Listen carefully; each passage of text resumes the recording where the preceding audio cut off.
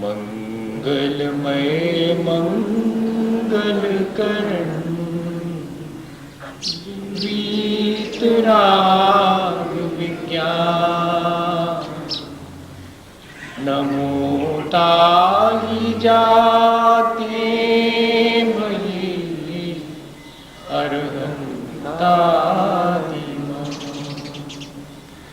जो विद्यादि सागर सुधी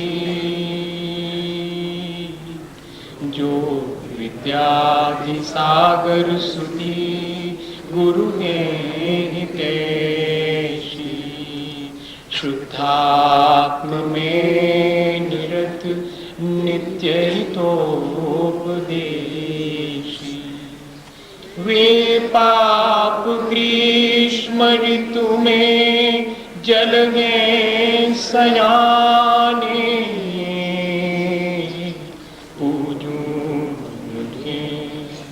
सतत केवल ज्ञान पाने पूजून के सतत केवल ज्ञान पाने।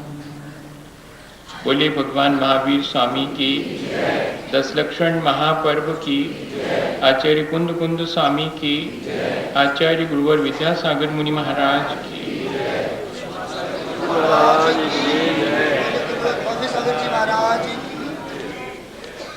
हम सभी लोगों ने पिछले दिन अपने जीवन को अच्छा बनाने के लिए 2 बातें सीखी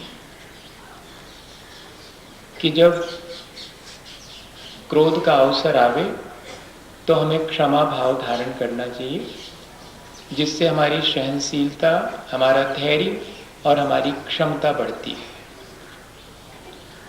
और दूसरी चीज कि जब मान सम्मान या अपमान की स्थिति आवे, तब भी हमें अपनी विनम्रता, अपनी कोमलता और अपनी मृदुता को बनाए रखना चाहिए। हम ऐसे अवसर आते हैं जिनमें कि दूसरे के प्रति कठोर हो जाते हैं। कोई निर्णय लेना होता है अपने प्रति तो हम बहुत पोलाइटली लेते हैं, लेकिन दूसरे के प्रति हम रफ और टफ हो जाते हैं। तो हमें इन दोनों चीज़ों से बचना चाहिए और अपनी जेंटिलनेस, अपनी मृदुता बनाए रखनी चाहिए। ये हमने पिछले दिनों सीखा। असल में जैसा हम अपने जीवन को बनाना चाहें वैसा हम बना सकते हैं। थोड़ी सी हमारी कमजोरियां जो हमारी मजबूरी की तरह हमारे जीवन में शामिल हो गई हैं, उनको हम अगर रोज रोज देखते रहें और हटाने के लिए भावना भाते रहें तो बहुत आसानी से हम इन चीज़ों को अपने जीवन में घटा बढ़ा सकते हैं। जो चीज़ें हम शामिल करना चाहें उनको शामिल कर सकते हैं, जिनको हम नील करना चाहें उनको नील भी कर सकते हैं। और हमारे अपने जीवन का प्रभाव आसपास के वातावरण पर भी पड़ता है। हमें इस बात का भी ध्यान रखना चाहिए। कोई ये कहे कि मैं अपने आप से दुखी हूँ, आपको क्या तकलीफ, मैं गुस्सा करता हूँ, आपको क्या मतलब इससे? नहीं भैया, हमारे गुस्सा करने से पास का वातावरण भी बिगड़ता है। हमारे अंदर यदि कठोरता आती है तो आसपास का परिवेश भी दूषित होता है। हम दुखी होते हैं तो दूसरे व्यक्ति को भी उस दुख का प्रभाव पड़ता ही है। इसलिए हमें यह ध्यान में रख करके कि हमारे अपने जीवन से आसपास का वातावरण भी प्रभावित होता है। बच्चे तो बहुत ज़्यादा प्रभावित होते हैं। एक बार बच्चे लोग आपस में खेल खेल रहे थे। क्या खेल कर रहे थे? बड़े भैया छोटे भैया। उनके यहाँ पर उनके पिताजी 2 भाई थे। अब तो खैर कुछ दिन के बाद में चाचा नाम का जीव ढूंढना कठिन हो जाएगा, मौसी नाम का जीव मिलना कठिन हो जाएगा। ये जीव पहले हुआ करते थे, लोग ऐसा कहेंगे, क्योंकि अब तो ऐसा संभव ही नहीं है। ना कोई मौसी होने वाली है, ना कोई चाचा मिलने वाला, ना ताऊ मिलने वाला है कुछ दिन के बाद, क्योंकि अब तो 2 हैं बस।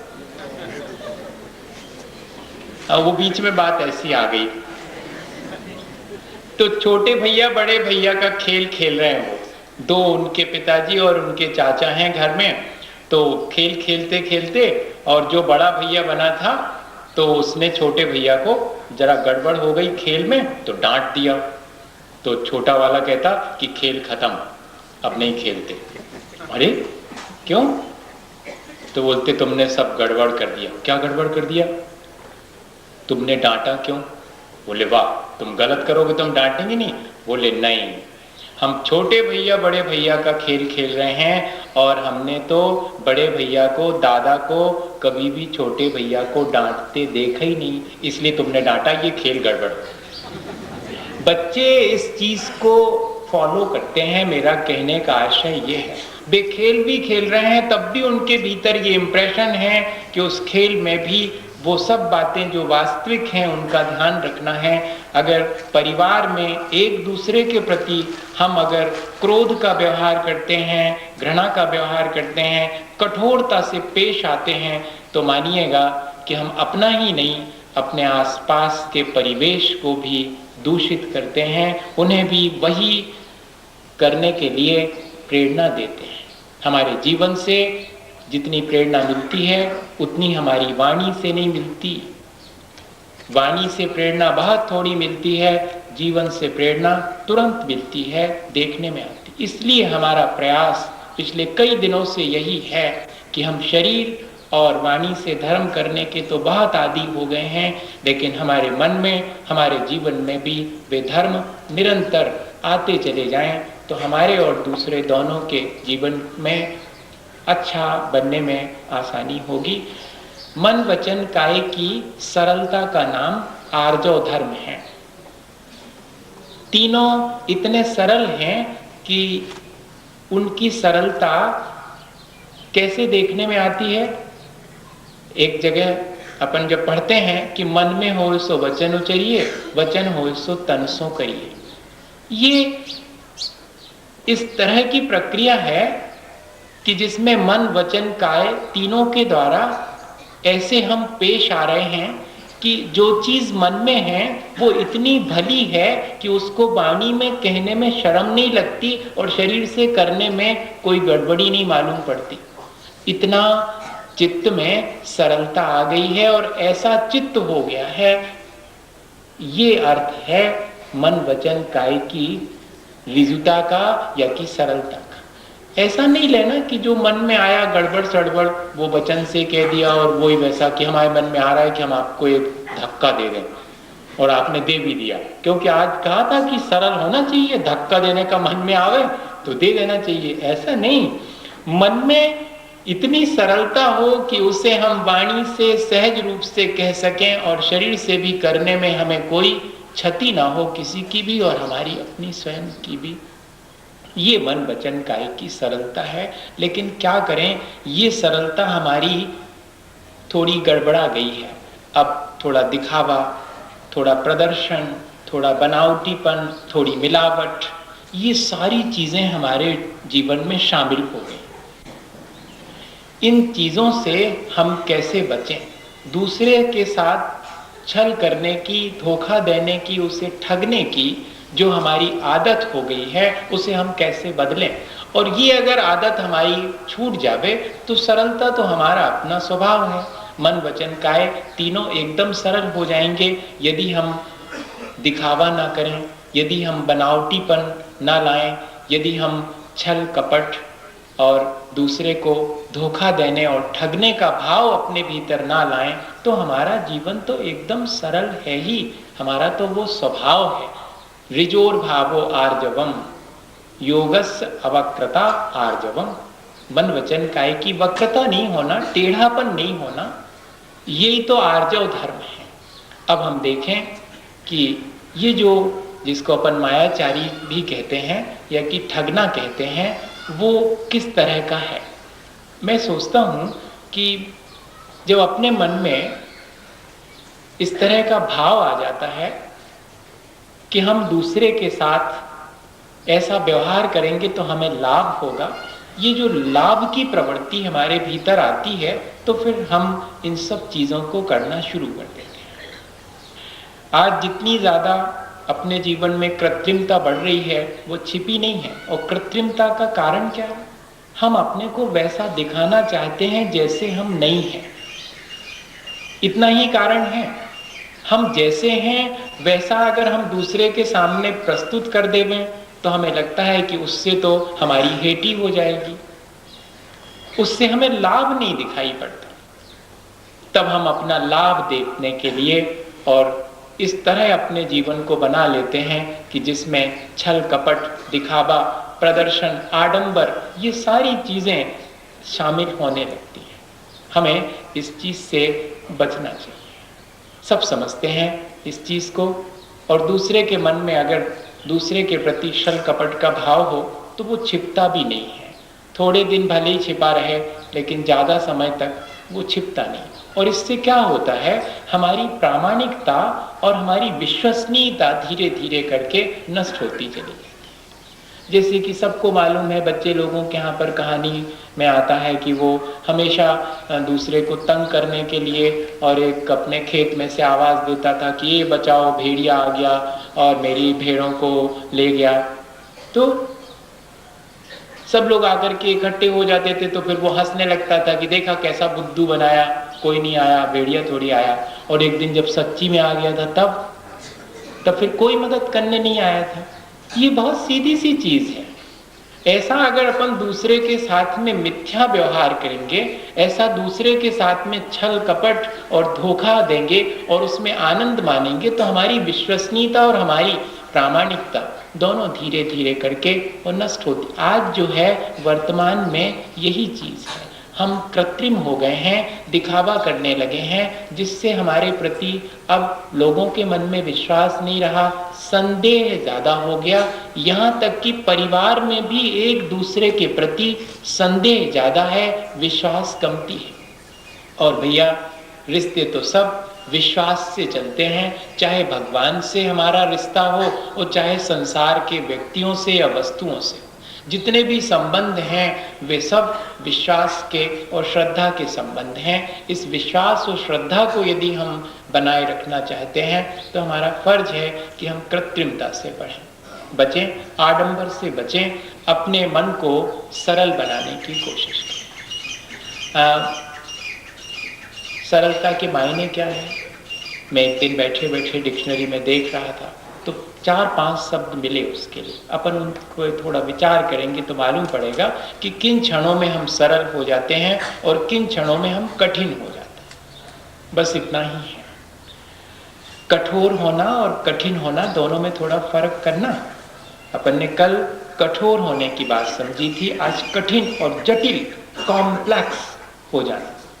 हाँ, ये एकदम अलग चीज है। हम स्वयं भी जैसे कि कोई चीज उलझ जाती ना, जैसे रस्सी वगैरह, तो फिर उसको सुलझाने में कैसा होता है, बहुत मुश्किल जाती। ऐसा ही अपने जीवन में भी हम कुछ चीजें इस तरह की शामिल कर लेते जिससे कि हमारा जीवन उलझ जाता है और पूरी जिंदगी हम सुलझा नहीं पाते। ये जो जीवन की उलझन है वो काहे की वजह से? इस दिखावे की वजह से, इस आडंबर की वजह से। आज आपने जैसा शो कर दिया अपने आप को, अब उसको जीवन भर मेंटेन करना पड़ेगा। आज किसी के सामने आपने अपने को जैसा प्रस्तुत कर दिया, अब उसके सामने हमेशा वही चेहरा लगाना पड़ेगा। तो ऐसा जीवन उलझा हुआ जीवन है। और ऐसे कठिन जीवन को हम कैसे सरल बनाएं, इस पर हम विचार करें। तो सरलता के मायने हैं ईमानदारी, सरलता के मायने हैं स्पष्टवादिता, सरलता के मायने हैं उन्मुक्त हृदय होना, और सरलता के मायने हैं सादगी, और सरलता के मायने हैं भोलापन, innocent, simple, honest, warm hearted और स्ट्रेट फॉरवर्ड। ये चीजें हैं सरलता के मायने। ये हमारे भीतर हम झांक करके देखें विभिन्न अवसरों पर कि ये चीजें हमारे भीतर हैं कि नहीं। अगर नहीं है तो कोई बात नहीं, अपन इनको धीरे धीरे करके और अपने भीतर प्रकट करने का प्रयास करेंगे। दो ही प्रक्रियाएं हैं, या तो इन चीज़ों को अपने भीतर प्रकट करें, और या फिर जो इनके अगेंस्ट की चीज़ें हैं, जो इनके विपरीत बातें हैं, उनसे धीरे धीरे बचने का प्रयास करें। ईमानदार होने पर एक मुश्किल खड़ी हो सकती है कि दूसरे व्यक्ति हमें धोखा दे सकते हैं। सरल होने पर भी यही मुश्किल अपने जीवन में खड़ी हो जाती है कि फिर लोग मिसयूज करना शुरू कर देते हैं। मुश्किल ये थोड़ी सी पड़ेगी, पर इसके बावजूद भी हमें अपनी उस ईमानदारी को बनाए रखना है। ये भर ध्यान में रखने की। किसी ने हमें अगर ठग लिया है तो हम भी उससे ठगें, ये पशु जगत की बात है। मनुष्य जीवन में ये ठीक नहीं है। कवि ने लिखा कि कबीरा आप ठगाइए और न ठगिए कोई, आप ठगाएं सुख उपजे पर ठगियां दुख हो। अपने को अगर कोई ठग ले तो कोई हर्जा नहीं है, क्योंकि इस बात का संतोष बना रहता है कि मैंने तो किसी को धोखा नहीं दिया, मैंने तो किसी को नहीं ठगा। लेकिन एक बार दूसरे को धोखा दे दें या दूसरे के साथ छल कपट कर लें तो जीवन भर ही नहीं, अगले जीवन में भी हमें दुख ही भोगना पड़ता है। थोड़े से ठगे जाने पर, ठगाए जाने पर थोड़ी देर को दुख उत्पन्न होगा कि देखो इन्होंने हमारे साथ ऐसा करा, लेकिन इतना संतोष मन में रहेगा कि हमने तो किसी के साथ नहीं किया। एक छोटी सी घटना आती है कि ये बच्चों की कहानियाँ वगैरह में लिखा रहता है ऐसा, लेकिन बड़ा उससे संदेश मिलता है। छोटी छोटी सी घटनाएं भी बड़ा संदेश देती। मैं पढ़ रहा था तो एक व्यक्ति जंगल में भटक गया तो एक पेड़ पे चढ़ गया। फिर उस पेड़ पर जैसे ही चढ़ा तो उसने देखा कि उस पर तो एक रीछ बैठा हुआ, तो उसको बहुत डर लगा कि ये रीछ तो हमको खा ना जाए। लेकिन वो रीछ जो है वो उससे कुछ नहीं बोला, क्योंकि उसने भी देखा कि ये भी विपत्ति में, मुसीबत में पड़ा हुआ। उतने में क्या हुआ कि एक शेर आकर के नीचे पेड़ के बैठ गया। अब तो और मुश्किल हो गई। बच्चों की कहानी ऐसे ही रहती है। हाँ, फिर वो भागते भागते पेड़ पे चढ़ गया। फिर वहां पर एक रीछ बैठा हुआ था, फिर एक शेर आ गया वहां पर। अब क्या हुआ कि उस शेर को भी भूख लगी, तो उसने सोचा कि इन दोनों में से एक को अपन ले लें तो काम चल जाएगा। अभी ये थोड़ी देर में थक जाएंगे, सोएंगे तो अब दोनों को नींद सही में आने लगी। तो रीछ ने कहा कि सुनो, एक एक करके सो अपन, क्योंकि कोई विपत्ति आ जाएगी तो अपन एक दूसरे को बचा लेंगे। तो रीछ ने कहा कि ठीक है, हम पहले सो जाते हैं। आदमी ने कहा कि हम जगते हैं अभी। रीछ सो गया तो शेर ने, नहीं, पहले अपन आदमी को सुला देते हैं, नहीं तो वो गड़बड़ हो जाएगा। कैसा करें, हम तो भूल ही गए कि किसको पहले सुलाना चाहिए। पहले रीछ को ही सुलाते, थोड़ा सुधार लिया हमने मन ही मन में सोच करके ऐसा। तो रीछ सो गया तो शेर ने कहा आदमी से कि देख, मेरे को तो भूख लगी है, एक ना एक को तो दोनों में से मैं खाऊंगा ही, और अभी ये सोया है, तू धीरे से धक्का दे दे अगर, तो बस मैं इसे खा करके लौट जाऊंगा, तू बच जाएगा। शेर की बात सुन करके और आदमी ने सोचा कि ठीक तो है, इसमें क्या दिक्कत है। आदमी की ईमानदारी इतने जल्दी गायब हो जाती है कि बड़ा कठिन है। और उसने रीछ को धक्का देने के लिए हाथ जैसे ही बढ़ाया कि उतने में रीछ की नींद खुल गई। रीछ ने कुछ नहीं कहा, जबकि समझ गया कि ये मुझे नीचे गिराना चाह रहा था। फिर भी उसने कहा आदमी से कि अब तुम सो जाओ। अब आदमी ने सोने का बहाना किया। उसको तो, जिसको दूसरे पर विश्वास नहीं है, उसे दूसरे के प्रति भी अविश्वास अपने बारे में बना रहता है। नहीं सोया वो, लेकिन उतने में शेर ने रीछ से कहा कि देख, ये कितना विश्वासघाती है, तेरे साथ इतना धोखा करा, अब तो तू इसे धक्का दे दे। तो उसने कहा सुनो, मैं मनुष्य नहीं हूं, मैं धोखा नहीं दे सकता। ऐसी बात उसने कही। इससे क्या मालूम पड़ता है कि हमारे भीतर आज वर्तमान में दूसरे के प्रति धोखा देने का, छल करने का कितना अधिक भाव बन गया है कि एक कहानी लिखने वाले को मनुष्य से भी बड़ा उस पशु के भीतर के विश्वास को बताना पड़ा। मनुष्य को धोखे वाला बताना पड़ा। क्यों बताना पड़ा? जबकि मनुष्य को तो बहुत विश्वासी होना चाहिए, बहुत ईमानदार होना चाहिए। हमें अपनी ईमानदारी नहीं छोड़नी चाहिए, जबकि कोई हमें ठगे, हमारे साथ छल कपट करे। बाबा भारती के घोड़े की बात सबको मालूम।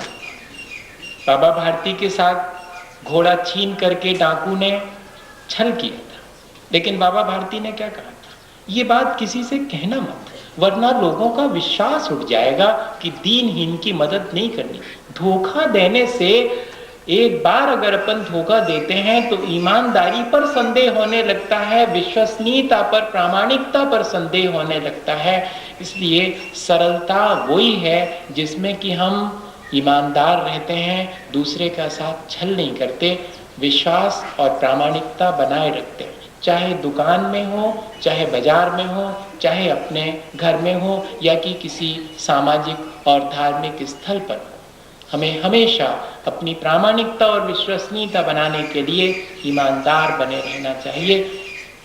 जबकि दूसरा हमारे साथ विश्वासघात करे या बेईमानी भी क्यों न करे। दूसरी चीज, हमें उन्मुक्त हृदय होना चाहिए। उन्मुक्त हृदय के मायने क्या है कि कम से कम अपनों के प्रति तो हमें दुराव और छिपाव का भाव नहीं रखना चाहिए, लेकिन जब हमारे अंदर ऐसी आदत बन जाती है तब हम अपनों के प्रति भी दुराव और छिपाव रखने लगते हैं।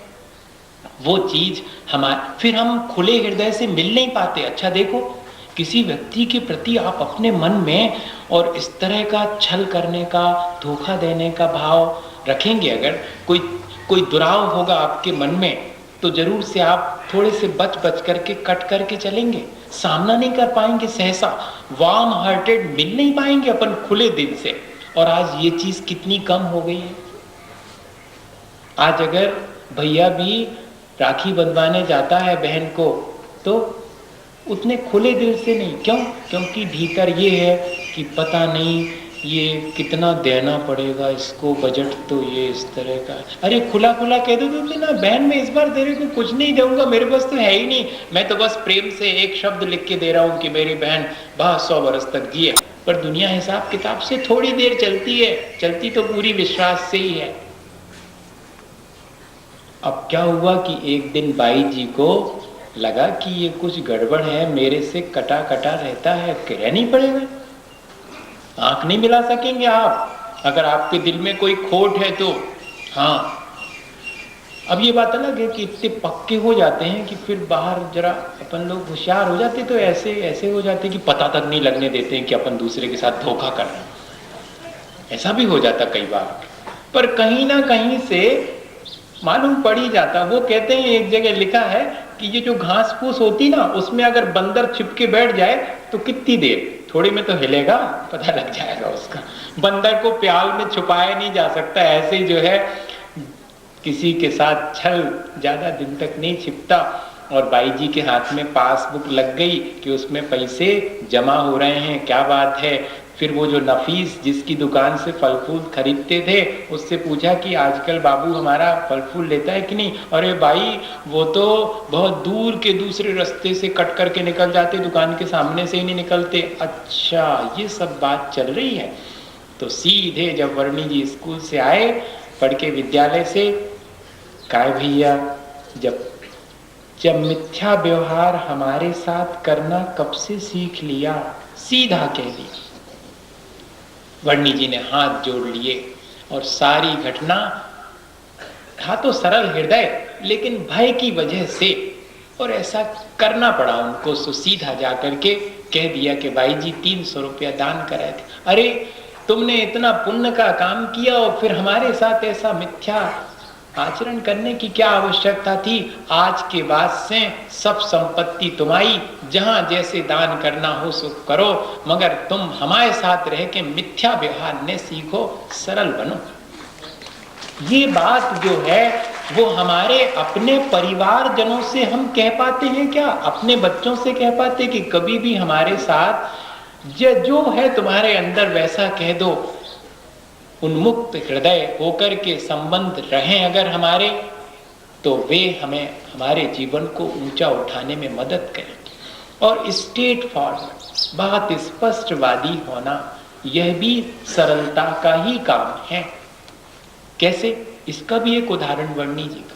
असल में हमारे भीतर जो कमजोरियां हैं उनको हम दूसरे को नहीं बताना चाहते। क्यों नहीं बताना चाहते? एक मुश्किल ये भी है कि उन कमजोरियों का दूसरा व्यक्ति मखौल उड़ाता है।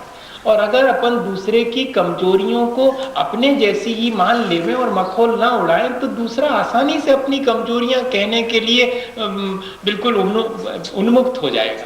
उसको ये लगता कि इनसे कमजोरी बता देंगे तो ये ब्लैकमेल करेंगे हमारे साथ में, तो कोई बताना नहीं चाहता। अपने परिवारजनों को भी हम अपनी कमजोरी नहीं बताना चाहते। अगर कमजोरी बताने से अपमान मिले तो कौन बताएगा कमजोरी? और कमजोरी बताने से सम्मान में कमी ना आए बल्कि आपकी स्पष्टवादिता के लिए पीठ थपथपाई जाए, तो आगे से आप भैया कमजोरी बार बार बताने में भी आदमी को शर्म लगेगी, इसलिए कमजोरी निकाल ही देगा वो, 100 दफे बताना पड़े अगर तो।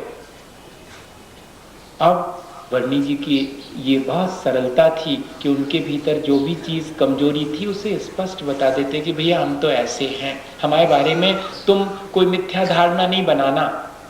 हम अगर भले हैं तो ठीक है, भले हैं, और हम बुरे हैं तो हम तुम्हें ऐसा नहीं शो करेंगे कि हम तो बहुत भले, हम बुरे हैं तो बुरे हैं भैया, हमको ऐसा आता है। एक बार एक व्यक्ति ने भरी सभा में ऐसे ही और वर्णी जी से पूछ लिया, काय वर्णी जी, भिंडी भक्ष है कि अभक्ष है?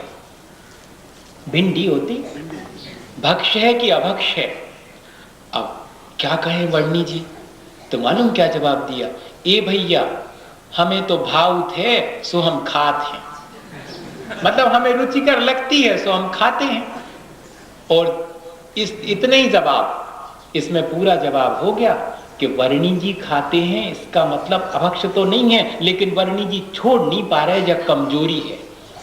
अपनी कमजोरी भी बता दी और यह भी कह दिया कि है तो खाने की चीज, लेकिन मैं अभी छोड़ नहीं पा रहा। ये बहुत कठिन बात है, इतना स्पष्टवादी होना अपने प्रति। दूसरे के दोषों के बारे में तो अपन बड़े स्पष्टवादी होते हैं, दूसरे का जरा सा दोष दिख गया अगर तो 4 लोगों से कहते फिरेंगे और फिर बाद में कहेंगे क्या हम झूठ बोल रहे हैं, क्या देखा था हमने, दिखा हमने, कोई गलत थोड़ी कह रहे हैं। ये स्पष्टवादिता नहीं कहलाती भैया। अपने बारे में स्पष्टवादी होना, ये स्पष्टवादिता हमें सरल बनाएगी। और सादगी और भोलापन, सादगी का एक उदाहरण मेरे सामने का था। बहुत अम्मा जी बहुत पुरानी थी, वृद्ध हो गई थी, बहुत सरल थी। उन्होंने कभी अपने जीवन में फोटो नहीं खिंचवाई। हाँ, तो अब घर के बच्चों ने कहा कि अम्मा, छोटा गांव था, उस गांव में तो फोटोग्राफर भी उस समय नहीं था, तो सब बच्चों ने कहा कि अम्मा अपन चलते हैं और जरा पास में शहर में 30-40 किलोमीटर शहर है, वहाँ पर अब सबकी एक फ़ोटो तो होनी चाहिए, बाद में सबके काम आएगी देखने के लिए, और आपकी तो ज़रूर होना चाहिए अम्मा, अब आपकी उम्र 80 साल की हो गई, हे भैया हमें नहीं खिंचवाने फ़ोटो, ज़िंदगी निकल गई, हमने नहीं खिंचवाई फ़ोटो। वो सरलता थी उनकी कि अब क्या फ़ोटो खिंचवाना है इसमें। लेकिन देखना वो सादगी किस तरह की। बच्चों ने कहा कि ठीक है, अब अम्मा नहीं मानती हैं तो इनको मत चलो, ले चलो, अपन सब खिंचवा ले आएंगे। और बच्चे चले, नीचे तक उतर गए सीढ़ियों से। अम्मा ने आवाज दी, ए भैया सुनो तो। क्या अम्मा? देखो हमने तुमसे मना कर दी है, हमारी नहीं खिंचवा के ले आना तुम फोटो। अब बताओ, है ये सादगी की नहीं, है ये सरलता की नहीं? अब उन्होंने, उनको कैसा लग रहा है, जबकि जब तक जाएंगे नहीं तो फोटो कैसे खिंचेगी। पर इतना इतना भोलापन है, इतना सरल मन है अगर, कि हमें ये चीज नहीं करनी है माने नहीं करनी है। ऐसी सादगी हमारे जीवन में आ सकती क्या? ऐसी सादगी बच्चों से सीखना चाहिए, ऐसी सादगी और भोलापन बच्चों को देखना, उनके बीच घंटे भर रहो। किसी ने लिखा कि अगर आप सच्चे और सरल होना चाहते हैं तो बच्चों के बीच थोड़ी देर अपना बिताओ, वे आपको सिखाएंगे कि कैसे सरल और सच्चे होना चाहिए। एक बार सबको मालूम होगी वो घटना, हम ऐसी छोटी छोटी घटनाएं बता रहे हैं। अक्सर नहीं होता है घर में कि जब अपन किसी से नहीं मिलना चाहते हैं तो बच्चों से कहला देते हैं कि कह दो पापा नहीं करते हैं ऐसा। और बच्चे कितने इनोसेंट होते हैं। एक बच्चे को कहा उन्होंने, पापा ने, कि जाओ कह दो कि है नहीं, तो उसने मालूम जाके क्या कहा, पापा कह रहे हैं कि पापा है नहीं घर। अब क्या कहेंगे वो? उसको तो नहीं मालूम कि इसमें कौन सी चाल है, उसको तो नहीं मालूम कि इसमें कौन सा इनका वो है, भाव है।